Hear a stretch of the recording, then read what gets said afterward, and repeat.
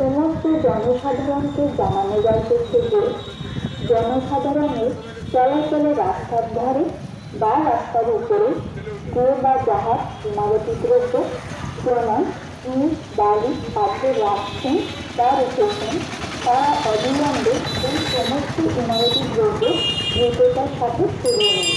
কারণ ওই সমস্ত ইমারতি দ্রব্য রাখার ফলে দুর্ঘটনা ঘটছে বা ঘটার আশঙ্কা রয়েছে।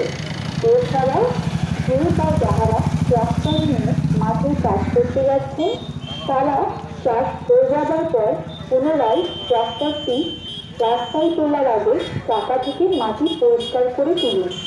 না হলে ওই চাকা থেকে রাস্তায় মাটি পড়ে দুর্ঘটনা ঘটার সম্ভাবনা থাকছে ও জীবনহানির আশঙ্কা রয়েছে।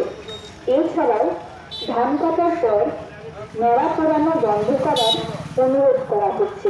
এতে পরিবেশ মারাত্মকভাবে দূষিত হচ্ছে। তাই সকলকে অনুরোধ করা হচ্ছে উক্ত বিষয়গুলি যথাযথভাবে মেনে চলুন। অন্যথায় যারা মানবেন না তাদের বিরুদ্ধে আইনগত ব্যবস্থা নেওয়া হবে। মনে রাখবেন, আপনার সামান্য একটি ভুল যেন অপরের চরম ক্ষতির কারণ না হয়ে দাঁড়ায়। সকলে সুস্থ থাকবেন, ভালো থাকবেন। ধন্যবাদ।